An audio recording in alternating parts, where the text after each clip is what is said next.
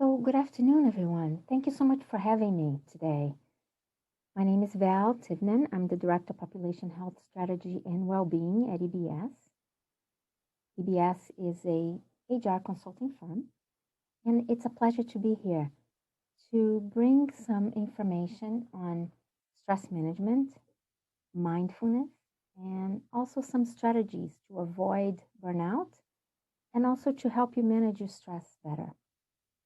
We all know that COVID-19 really shed a light on the importance of managing our stress.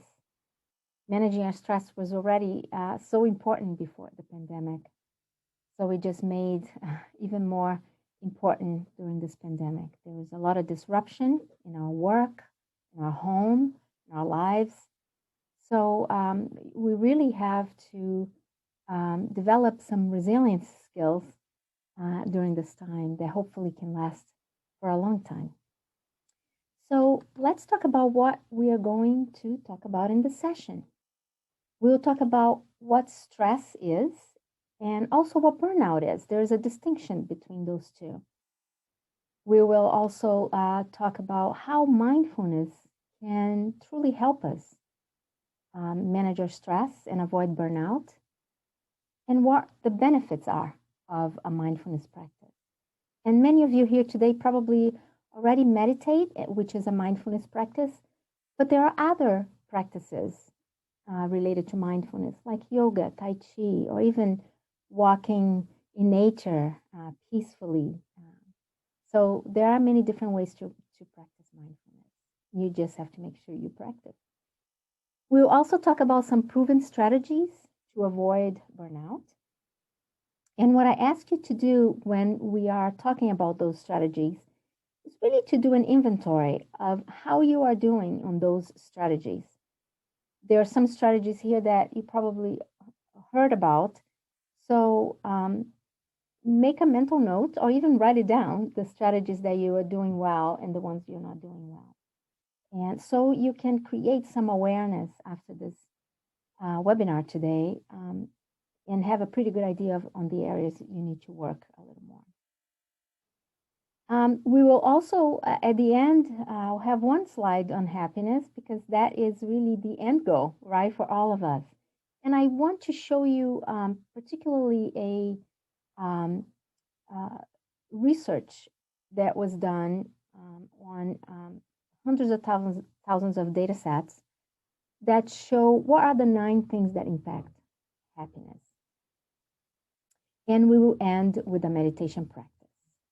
So I will actually stop sharing and I will actually share optimizing sound and video. Perfect. Okay. Excellent. So, and finally, we will end with a meditation practice. Let's begin. All right, so let's talk a little bit about uncontrolled stress and how it has a direct relationship with illness, right? First and foremost, let's understand what goes on when you go through a stressful situation, right? There's a part of your brain called the amygdala that actually scans for danger throughout the day. And when you go through a stressful situation or even danger, right, the biological responses are the same. So basically, your heart rate increases, your blood pressure increases, the blood that was in your digestive system digesting your food actually leaves your stomach and your digestive system and goes to your muscles. And also your arteries constrict. There's vasoconstriction. And mainly the main reason our bodies do that is in case you bleed in this emergency situation, that your body can help you so you don't bleed to death. So those are biological responses that occur today and that they also occurred thousands of years ago when man was in the wild and suddenly a tiger appears and, blood pressure increases, heart rate increases, all those biological responses to prepare that person to outrun the tiger, if there is such a thing. And the only difference between thousands of years ago and our modern world is that today we are through these biological responses every hour. And that is not good because the byproduct of this biological response is a release of a hormone called cortisol. And cortisol is a hormone that actually facilitates storing fat in your midsection. And that is correlated very well with chronic diseases like heart disease and diabetes. So there are neuroendocrine responses, right? When we go through the stresses, we talked about cortisol. There's also an immune system suppression. When you are going through a stressful situation, your immune system kind of decreases its efficiency to take care, so your body can take care of that stressful situation, right? And that's something we don't want to happen, especially during the pandemic. We also know through studies that there is non-adherence to healthy practices. People who undergo uncontrolled stresses, they don't adhere to medical advice and they usually don't follow healthy habits. So, but of course, when we talk about stress, that's a broad word, right? Because stress has very different effects in our body and in our health, depending on the type of stress, the duration of the stress, and also how we view and react to stress. So if you go through acute stress, which is short term and most common, right? And it's basically like, us thinking about the pressures of events that have maybe recently occurred or upcoming demands in the near future, for example. And this type of stress doesn't cause the same amount of damage as the long-term stress, right? Maybe with acute stress, you're feeling, tension in your back, on your neck, headache, maybe an upset stomach.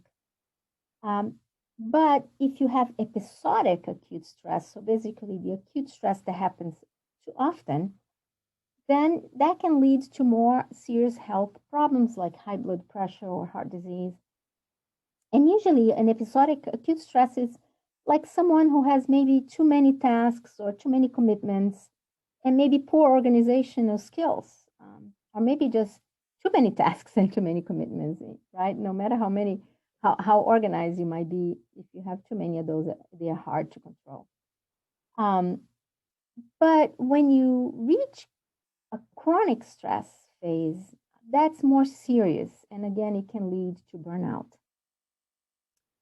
Again, how you view stress and react to stress is important. We know that through studies, that if you view stress as an opportunity to challenge yourself or to be resilient, you actually release other hormones that are actually good for your body, like, healthy endorphins. And also how you react to stress, right? If you're able to take deep breaths and rationalize about what your response is to the stress instead of reacting quickly with anger, there is a major difference in how your body responds and how your health is affected. So important to know that. Burnout, on the other hand, is a definition here in your screen as a state of emotional, physical, and mental exhaustion caused by excessive and prolonged stress. It occurs when you feel overwhelmed, emotionally drained, and unable to meet constant demands. So that's a definition from the American Psychological Association. And basically, it's you haven't managed well your stress, or you have been overwhelmed with so many demands and commitments or tasks, and that makes you emotionally drained, right? And those are 4 things that studies have shown in psychology that people feel when they are in burnout: helpless, hopeless, cynical, and resentful. So important to identify those emotions and make sure you don't get there, right? So it's a nice view of the difference between stress and burnout. A lot of people, they often say, "Oh my God, I'm such a burnout right now, and you're not. If sometimes we say that, but we didn't reach that phase, right? It might be just a lot of stress. So because there is a distinction here, right? Stress is characterized really by overengagement. So I have to do this, I have to do that. Burnout is characterized by disengagement. So you reach a point of extreme that you actually stop engaging, right? Stress has more like a physical damage, and burnout is more emotional, right? Stress, uncontrolled stress, can lead to anxiety disorders, and burnout is more like depression. So there is a distinction here about those two. Thankfully, a lot of the strategies apply to both, and we will talk about them very soon. So, how does mindfulness fit into this picture, right? First, let's define what mindfulness is. And this is a buzzword, right? You probably heard multiple times. But mindfulness is the basic human ability to be fully present, aware of where we are and what we are doing, and not overly reactive or overwhelmed by what's going on around us. I also like to highlight the definition from John Kabat-Zinn, and if you have not heard about him, he is really the person who brought mindfulness and meditation to the medical mainstream in the US. And I had the pleasure to take his mindfulness-based stress reduction course in the 1990s. And his course in the 80s and 90s were at UMass Medical, and now they are at Brown University. And I highly recommend, if you have the time and resources, to take one of the courses at Brown University, one of the MBSR. They are really life-changing. But John Kabat-Zinn's definition is mindfulness means moment-to-moment, non-judgmental awareness. It's cultivated by refining our capacity to pay attention intentionally in the present moment, and then sustaining that attention over time as best we can. In the process, we become more in touch with our life as it is unfolding. So, beautiful definition. So I will play here for you an example of an illustration, right, of what mindfulness is and how it can be a superpower. You might recognize the voice in this narration here. In the video, it's Dan Harris. He's a journalist from ABC, and he actually had a panic attack while giving the news live. After that, he got very much involved in mindfulness and meditation as a way to make him feel better and to help him with his anxiety and panic attacks. And he wrote a book called 10% Happier, and there's also an app called 10% Happier. And for folks in the call today who are very visual, this can also help you understand what mindfulness is.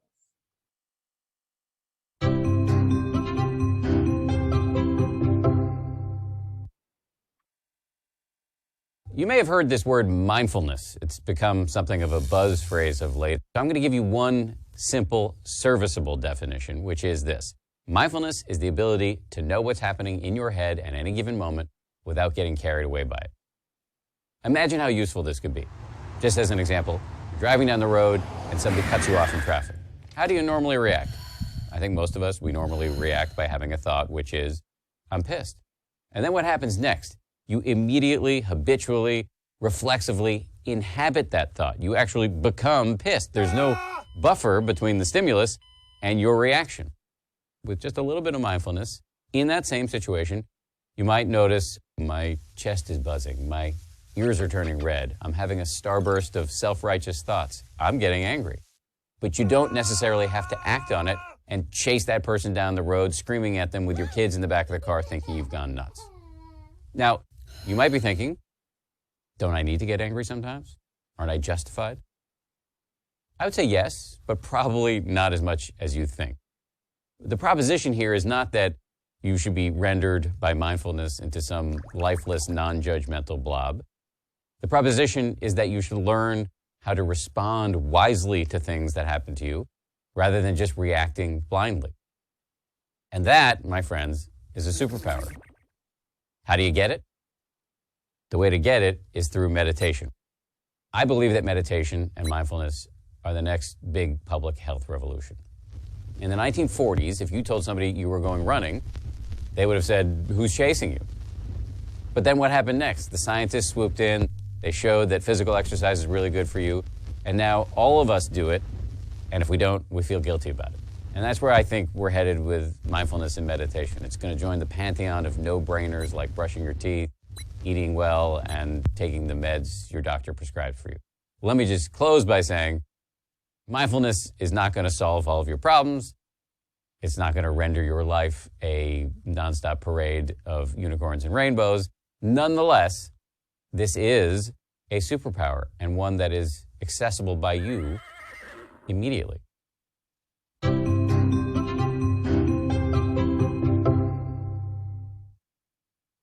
So, mindfulness practice as part of your daily life, right?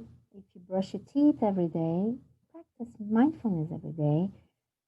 That's where we think it's going. And actually, there are already lifestyle medicine physicians who do prescribe mindfulness as a way to improve mental and physical health. So it is mindful or mindful, right? And if you own a dog, you will sympathize with this picture, right? I am an animal lover, but I'm particularly a dog lover. I think they are amazing animals, and they are one of the most mindful creatures I've ever known. And when I walk my dog every day, this is exactly what happens often, right? My dog is totally present. How beautiful the sun is, the trees, hello, squirrels, the grass smells great. And I am often on the left, right? Either thinking about something that happened in the past, which we call in psychology ruminating about the past, or being anxious about something in the future that hasn't even happened yet, right? So it is really important to take these opportunities to be present. I want to also let you know that there was a study that was published a couple of years ago in which there was a text sent to thousands of people with three questions. One is, what are you doing right now? Number two is, what are you thinking about right now? And number three is, how happy or unhappy are you right now? And the study found that about 47% of our waking hours, we're actually thinking not about the present, we're thinking about something else. And they also found that when people are not present and thinking about something else, they are not happy. The name of the study, was called "The Wandering Mind is an Unhappy Mind," and really shed the light of how much we're not present during, our daily lives. So, what does science tells us, right, about mindfulness? What does it do to our bodies? You're probably thinking, but has science proved that this actually works? And the answer is yes. We know that mindfulness practice silences the amygdala. So when I say silence, it's not turn it off, right? Because you don't want to be like, the movie Elf. Like Elf totally had no amygdala. There was no danger for him. Everything was wonderful. We don't want that, right? So silencing the amygdala really means to not have the amygdala so reactive, right? That you think that everything is dangerous. It also changes your reaction towards stress. Mindfulness practice helps us take a couple of deep breaths before we respond. It really activates our prefrontal cortex, which is the area of our brain that reasons, right? That actually, when we are into danger mode or super stress, that calms us down and say, okay, this is this, and that. Maybe there is no reason to overreact. It decreases anxiety and depression. There are some studies that have shown that meditation practice decreases anxiety and depression. And also, we know that increases our lifespan, but not only our lifespan, but our health span, right? Because we want to live long. We want to live longer lives, but we don't want to be sick. So unfortunately, a lot of Americans, they live long lives, but the last 20, 25 years of their lives, they are sick, right? They are dependent on people to take them out of bed, to feed, to go to the bathroom. So this is really called disease span. We want health span. We want a long life in which we are healthy, productive, active, right? And mindfulness, among other things, obviously, can help you do just that. And we were going to look at a couple of studies here. Neuroscience has shown us that mindfulness supports the growth of the hippocampus gray matter. There was actually one of the first studies done in mindfulness with Mass General Hospital and Harvard, in which they saw that only 8 weeks of meditating about 28 minutes on average a day really rebuilt the hippocampus gray matter on people's brain, the ones that were meditating. It activates the frontal cortex, which I mentioned to you is that part of the brain that is responsible for emotional intelligence, reasoning, and silences the amygdala. So we do have lots of studies and data showing the benefits of mindfulness. And the good news is that there is something called neuroplasticity. And neuroplasticity is the ability of the brain to change throughout our lives, at any time of our lives. Just like if you would like to learn how to speak another language or play an instrument, your brain will create connections to help you do just that. And this applies to stress management strategies also. So practicing mindfulness and meditation does rewire your brain to respond differently to life events. So that's good news. There are lots of studies done. On the left here is a systematic review, which means scientists or researchers looked at many different studies, and they did conclude that there's a strong evidence for the use of mindfulness practice to reduce job burnout. And this particular study was done with healthcare professionals and teachers.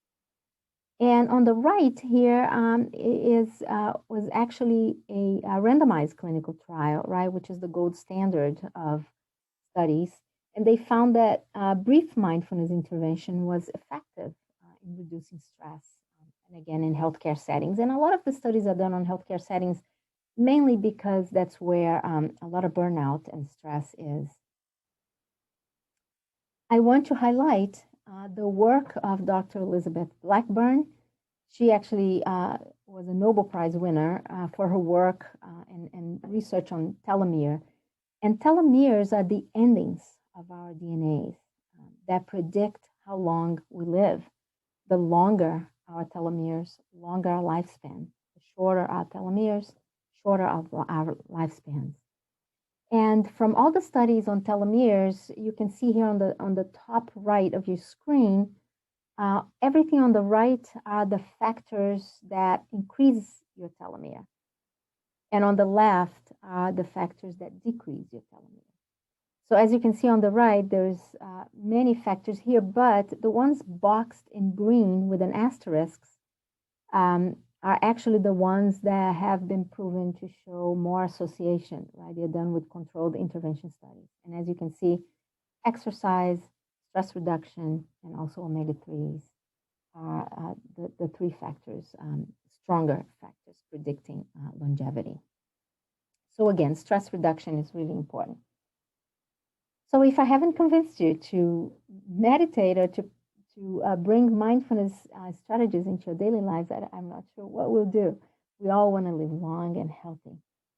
So let's go into the strategies. And again, I want to remind you, once we go through them, I ask you to either do a mental note or write it down, the ones that you're doing well and the ones that you're not doing well. Great. So let's start with the Eisenhower matrix. I'm not sure if you ever heard of this tool, but it's a tool that was actually created by our 34th president, Dwight Eisenhower, who had many commitments and many tasks. And he found a way to group them in urgency and importancy. So you have those 4 quadrants here. And one of the things that this tool does is to help us organize our mind and not be too overwhelmed, right? I'm sure you've been, that happened to me before, in which I start my day and it's like, oh my God, I have so much to do, where to begin, right? And this tool, actually, there's some studies done with this tool, and also it was in the news a couple of months ago. I was surprised they were talking about how efficient this is. And so basically, things that are important and urgent, you do it right away. Things that are important and not urgent, you schedule. Things that are not important and urgent, you delegate. And things that are not important and not urgent, you eliminate. And again, it's a tool that if you Google, there are many reiterations of this picture, and there are great videos and explanations on this. If something that you think can help you, I highly recommend that you do more research on this, but it's simple. Taking a break every 90 to 120 minutes, right? It's a simple recommendation. But, you might have heard of the circadian rhythm, right? Which is our biological rhythm of wake and sleep cycle. And they are 24 hours, right? But there's another biological rhythm that is shorter called ultradian rhythm. And the ultradian rhythm is a shorter biological rhythm that is related to our brain. Our brains are energy hogs, right? They burn more calories than any other part of our bodies. When we concentrate for a long time and do a lot of mental work, our brains reach a downshift mode, right? It gets really tired. And usually it's about between 90 to 120 minutes. And we know that resting 15 to 20 minutes and then going back to your mental work helps. Because what we know is if we push through it and don't rest, we get into the fight or flight mode and cortisol is released. So we don't want that. We want to make sure we are taking breaks, that you're allowing yourself to get up, go for a walk, or go have a cup of tea, talk to someone, socialize. Do something that takes your mind out of that work just temporarily, right? And this is related to this next recommendation, which I can guarantee you that even though a lot of us are working from home, we are still doing this. We are eating and working at the same time. And this is not recommended, especially because if you are eating not mindfully, you're not allowing your body to give you the message that you are full. So you tend to overeat, right? And besides, there is a value of enjoying your food. Food is nourishment, right? There's also studies saying that there's no such thing as multitasking, right? So your body actually doesn't digest well and concentrate on your work. So very important to take breaks. And that ultradian rhythm that you heard in the past slide, take the opportunity of that 15 to 20 minutes of rest, right, to eat peacefully and mindfully. Now, sleep. Sleep is essential. I'm sure you know that. This is not new to you. And human beings are the only mammals that deliberately fight off the urge to sleep. And think of your brain as a house for all your thoughts and experiences. Sleeping is your body's way of doing housekeeping, particularly as it's related to waste removal, right? So sleeping helps your brain remove waste that may cause neurodegenerative diseases. So very important to sleep. And a lot of people sometimes have issues sleeping, because of chronic stress or anxiety, right? So what are the strategies here? So it really depends. Each body is different, but there are some common rules here or suggestions. One of them is, doing something relaxing before you go to bed. Some people use sleeping apps. meditation apps. Some people do yoga or do some stretching. Turning off your technology and your TV 2 hours before you go to bed is another strategy recommended, because the blue light of the technology actually doesn't allow you to release melatonin, which is a hormone that helps you fall asleep and have good quality sleep.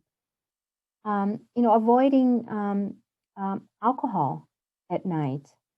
And we all know that during the pandemic, it's been documented that we're all drinking a little bit more than usual. But what happens with alcohol is alcohol actually helps you fall asleep, but it delays the REM sleep. So it actually doesn't give you a good quality of sleep. And other strategies like avoiding caffeine after 12 noon is also recommended, especially if your body is very sensitive to caffeine. What we want to avoid is really medication, right, to help you fall asleep, unless obviously your physician recommended and it's necessary. We definitely will do so, but it doesn't really address the root cause. So helping to address your root cause is important in terms of sleep. Practice meditation, and I actually would kind of rewrite this slide here. It's actually practice mindfulness, right? Meditation is one mindfulness practice, but the practice of mindfulness, particularly meditation, and again, helps rewire your brain to respond well to stressful situations. I've been a wellness coach for many years. I don't practice now, but I had many patients that came to me and said, "Hey, Val, I want to be stress-free." And it's quite impossible. That's not a goal that I would recommend, right? Because stress is in our lives, it will always be present in our lives, right? We want to manage stress better in a way that doesn't, affect our health in an unhealthy way, right? And meditation has been proven to do that, right? So practicing meditation can help you manage your stress better. And it doesn't have to be a long time, I personally practice 10, 15 minutes in the morning before I start my day. I do my sun salutation and my gratitude and also my intentions for the day, observe my breath and things like that are simple. You don't really have to live among monks in Tibet or Nepal to practice meditation well. But I will say that for people who never practice meditation and, have maybe very stressful lives, the first sessions might be very challenging because these folks are not used to be present in the moment and observing their breath. And it's not sometimes for everybody. So if meditation is uncomfortable to you after many sessions, then I would definitely recommend another activity such as yoga or Tai Chi or something else. Being in nature, right? Making an effort to be in presence of nature. Nature has healing properties. And they don't only affect your mind, but they also affect your body. Studies have shown that spending time in nature decreases your blood pressure. There was actually a large study published on June 2016 that found that nearly 10% of people with hypertension could get their hypertension under control by spending just 30 minutes or more in nature each week. We also know through studies that nature increases awe, right? And awe, experiences of awe attune people to things larger than themselves. And that's is good for our health. It also promotes cancer fighting cells. The Japanese actually call, has a term for that. It's called forest bathing, right? They use presence in nature as a healing property and medical advice. And, you might spend time in nature alone if that's what makes you happy, or socializing, exercising in nature, doing something pleasant, just smelling the different air in presence of trees and flowers and listening to birds it's definitely medicinal. Also, do something creative or have a hobby, right? And studies have shown that it doesn't matter what is it that you do, it's the act of doing it that is important for managing our stress and improving our health. The beginning of the pandemic, I picked up knitting again. I haven't knitted for many, many years. And, it was a refreshing experience. But again, it doesn't matter what it is, just do something that you like to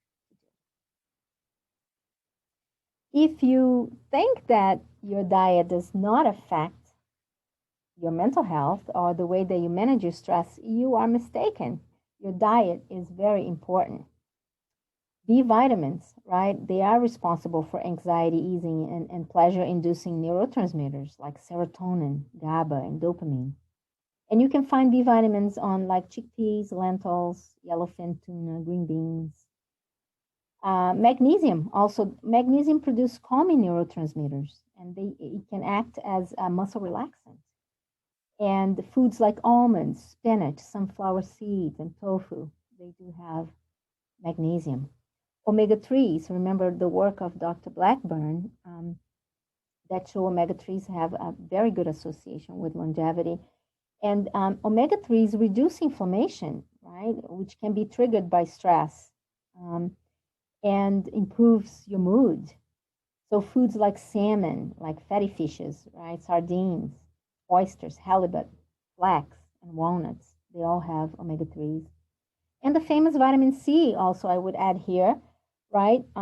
When you're stressed, your body produces cortisol, which can lead to belly fat and even brain cell damage. So vitamin C may help prevent this damage and keep the immune system strong. So foods like broccoli, Brussels sprouts, all the cruciferous vegetables, orange, right, red and green peppers, and even strawberries. So in other words, foods that comes from the earth, not from a package, right?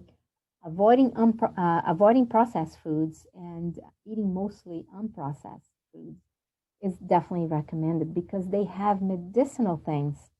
You don't even need to know what they have. It's just having a colorful plate is helpful for our mind and body.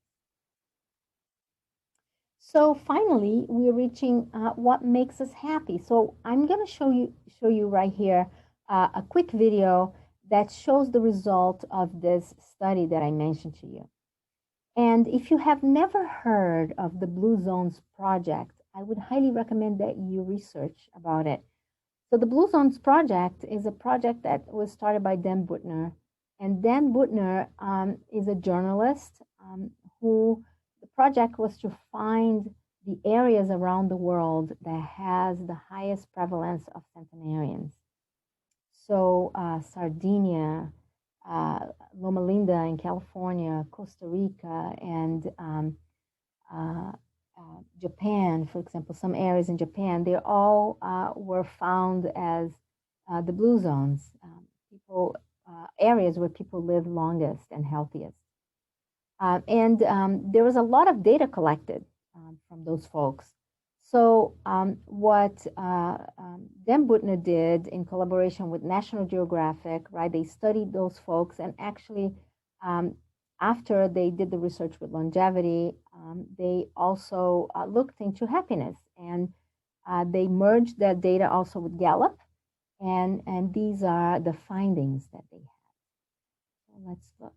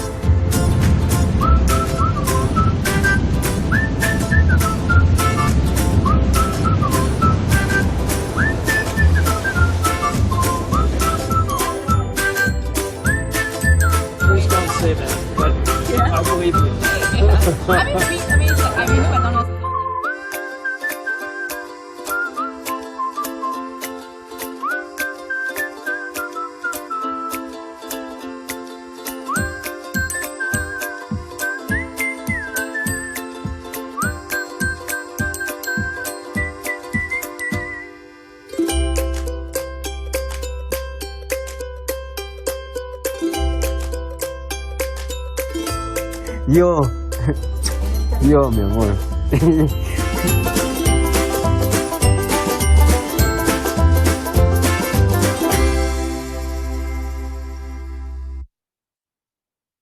So, for all of you who are here today and maybe using your phone to just hear, maybe you're not seeing the screen, the 9 items are: be in the right community, shape your surroundings, sleep. Sleeping less than 6 hours makes you 30% less happy. Move. Number 5 is practice likability. Interesting one. Number 6 is engage. Again, we talked about that before, finding something you like doing and go do it. Number 7 is look forward, right? Set goals, measure it. Number 8 is your inner circle, having at least 3 close friends you can count on. And number 9 is love, give and receive it, right? So 9 important things for happiness. And now we reach our meditation session. So I ask you to find a position that is comfortable to you.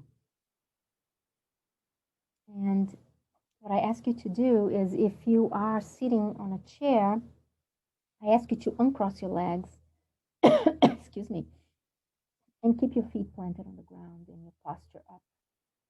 But if you choose to lie down, that's okay. One important thing I want to mention is, if you choose to lie down, I invite you to be present.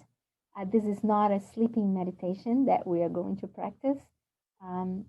But if you fall asleep, that's okay. We welcome all that arises in our sessions. And I invite you to bring your hands to your lap. And I invite you to take a few deep breaths in. Breathe in through your nose and exhale through your mouth. And again, breathe in through your nose, inhale. And really extend your exhale through your mouth. And again, deep breath in through your nose and exhale through your mouth.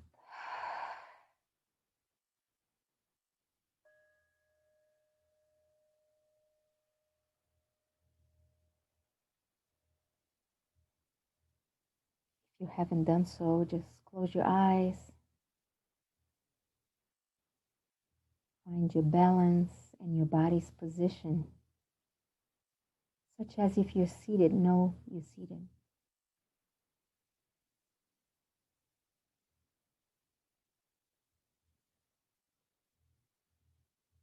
And I invite you to bring your attention inwards. Pause any mental activities occupying your mind. And connect yourself with the now, with the most important things, your mind and your body.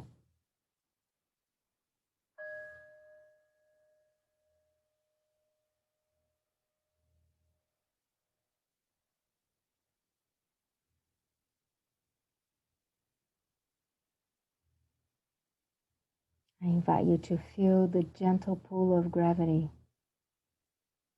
reminding us of the important and powerful connection we have with this planet.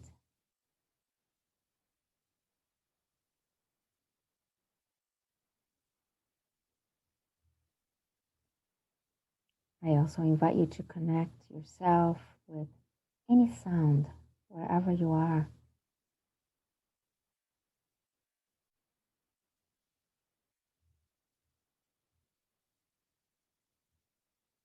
Or even the silence.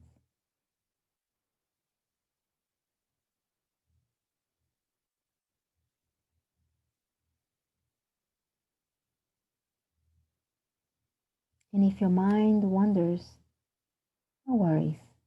Just acknowledge what that thought was.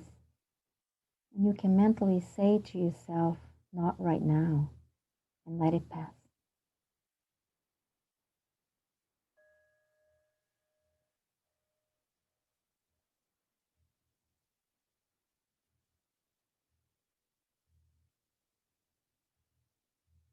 I also invite you to connect yourself with your emotions. What is it that you are feeling at this moment, right here? Pleasant or unpleasant? But if what you're feeling is unpleasant, I want to assure you that it's natural, normal, and manageable.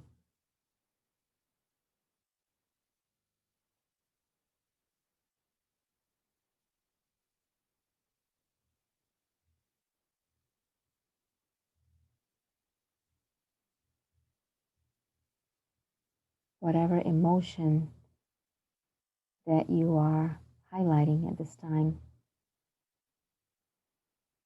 bring your attention in a calm, non-judgmental way.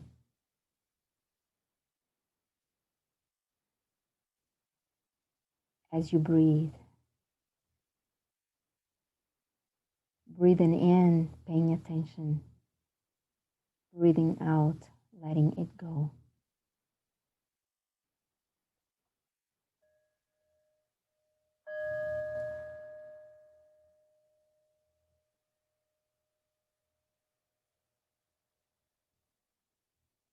And with a deep breath in and out, I invite you now to bring your attention to your forehead. Relax your forehead, relax your eyelids, your cheeks, lips, and jaw, making sure that your teeth are not clenching and that your tongue rests in the bottom of your mouth.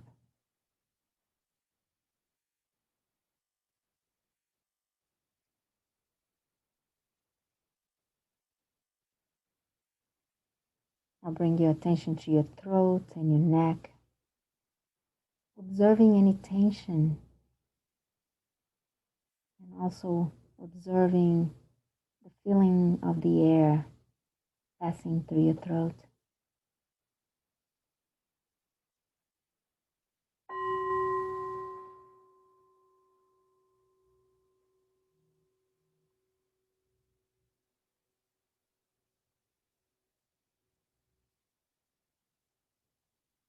Relax your shoulders, your arms, wrists, hands, and fingers.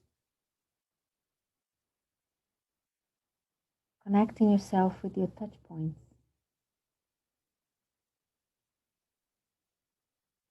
such as your hands touching your lap.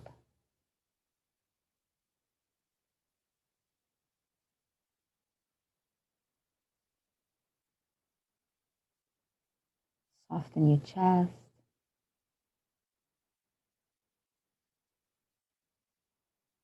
Relax your belly.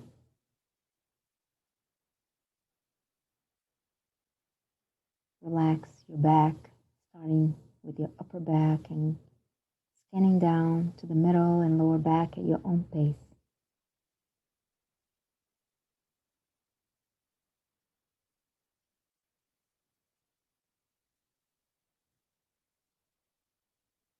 Relax your hips, thighs. Soften your knees. And relax your legs, ankles, feet, and toes.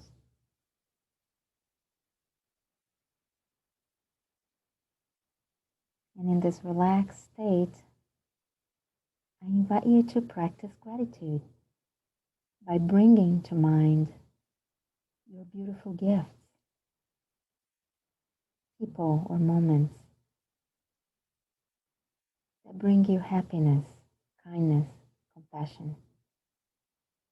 Who are your gifts?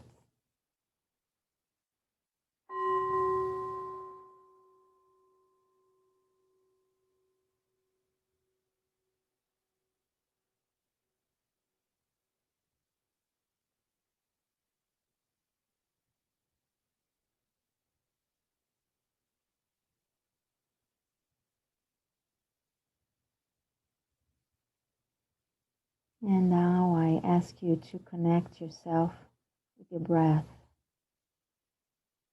being curious of the air going in your nose, cool, and leaving it warmer. Your chest rising and lowering as you breathe.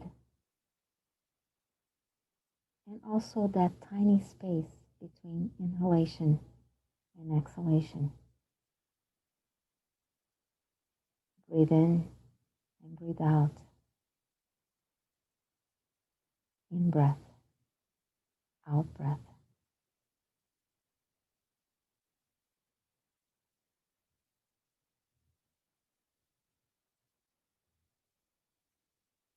Calmly and peacefully. In and out.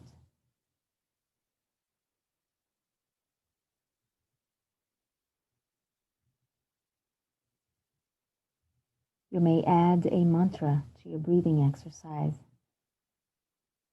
such as mentally repeating loving kindness in your in-breath, loving kindness in your out-breath, loving kindness, loving kindness, in-breath, out-breath.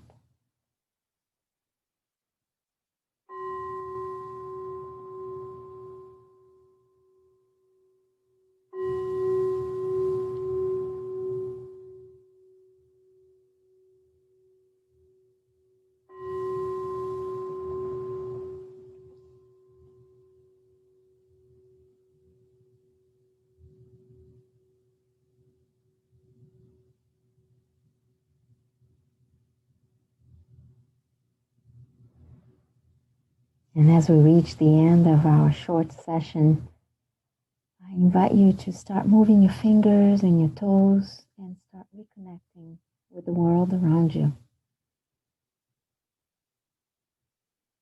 Opening your eyes at your own time.